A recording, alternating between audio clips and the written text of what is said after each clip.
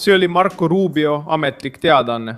Skandaal puhkes Washingtonis pärast seda, kui Marco Rubio astus samme Kuuba riikliku naftafirma Cupeti vastu ja asetas selle kriisi keskmesse.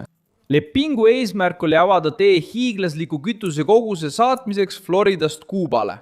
Sellel reedel, 12. juunil 2026 on juhtum juba esile kerkinud kui otsene löök režiimi energiasüsteemile, sest see ei hõlma ainult bensiini ja diislikütust.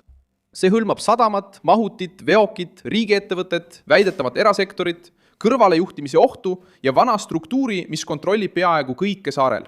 Coral Gablesis asuv ettevõte Vanguard Energy soovis viia üle 250 000 barreli diislikütust ja bensiini Kuuba eraostjatele, kasutades Cupetiga seotud struktuuri toote ladustamiseks. Aga Rubio lõi selle plaani kõikuma, sanktsioneerides riigiettevõtte ja süüdistades režiimi energia kasutamises poliitilise relvana. Samal ajal kui Kuuba rahvas seisab silmitsi elektrikatkestuste, järjekordade ja nappusega. Probleem on lihtne mõista, kuid raske aktsepteerida. Kuidas saata kütust Kuubale nii, et see ei läheks läbi režiimi enda käte, kes kontrollib sadamat, ladusid, veokeid ja jaotamist? Kuidas uskuda, et toode jõuab ainult erasektorisse, kui kogu füüsiline infrastruktuur kuulub Kuuba riigile? Mida nad üritasid teha? Miks Brasiilia nüüd reageeris? Ma räägin sulle sellest kõigest kohe. Kui sulle meeldib selline otsekohene ja aus sisu, siis kaalu tellimist, sest siin on iga päev selliseid videoid. Marco Rubio teatas sanktsioonist Cupeti vastu 11. juunil 2026, mõjutades otseselt riigiettevõtet, mis vastutab Kuuba nafta ja gaasitaristu eest. See meede blokeerib ettevõtte varad ja huvid Ameerika Ühendriikide jurisdiktsioonis ning suurendab riski igale USA ettevõttele, kes üritab temaga äri teha. Otsus on oluline, sest Cupet ei tegutse vabal turul. Kuuba režiim kasutab kütust privileegide kaitsmiseks, julgeolekustruktuuride hoidmiseks ja oma kontrollimasina ülalpidamiseks, samal ajal kui pered seisavad silmitsi elektrikatkestuste ja nappusega. See jutt sai jõudu juurde, sest tavaline kuubalane ootab tunde bensiini järjekorras, näeb kaubanduse seiskumist ja peab leppima elektrikatlestustega. Samal ajal töötab repressiivaparaat edasi. Järelevalveorganid on tänavatel ja režiimi eliit on endiselt kaitstud. Juhtumid süütitanud kokkuleppe hõlmab Floridas asuvat ettevõtet Vanguard Energy, mis on huvitatud suure kütusekoguse saatmisest Kuubale. Operatsioonis räägiti enam kui 250 000 diisli- ja bensiinivaadist, mille müük lubati Kuuba eraostjatele. Paberil näis see ettevõtjate toetamisena. Tegelikkuses oleks last pidanud sisenema Kuuba sadama kaudu, kasutada riikliku süsteemiga seotud ladustamist ja liikuda saarel ringi tsisternveokitega. Just sellel teel kaotab plaan jõu. Küsimus, mis lükkab ümber kokkuleppe ilusama versiooni, on lihtne. Kes kontrollib seda kõike Kuubal? Ettevõte võib allkirjastada dokumendi, lubada järelevalvet ja väita, et toodet ei müüda režiimile edasi.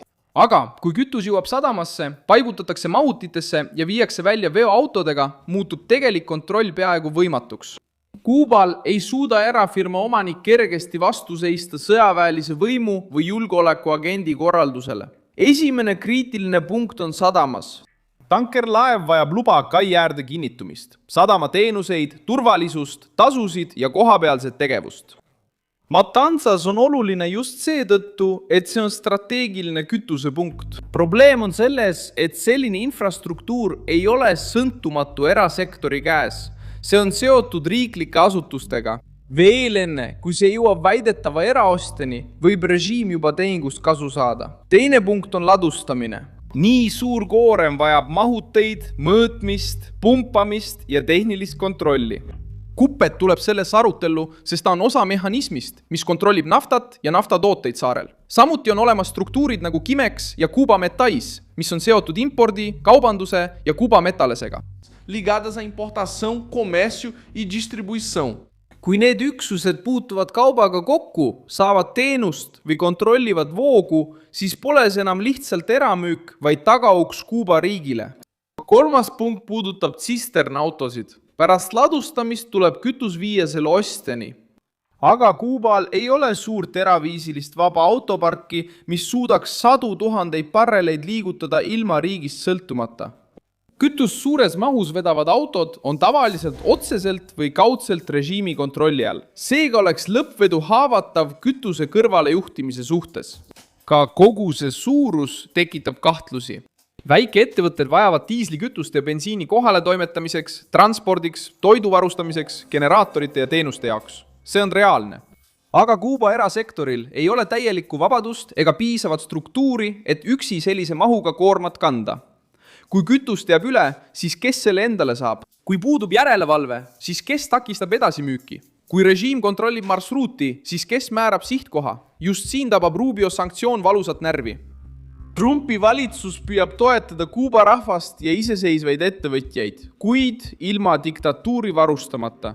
See piir muutub võimatuks, kui tegevus sõltub kupetist. Riigi ettevõttest on saanud sihtmärk, sest see sümboliseerib energia ja poliitilise kontrolli kokkupuutepunkti.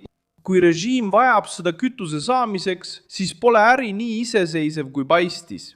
Havanna reageeris, rünnates Washingtoni ja püüdes muuta sanktsiooni karistuseks Kuuba rahva vastu. See vastus on teada. Režiim süüdistab alati väliseid tegureid, kui selle sisemine struktuur kokku kukub.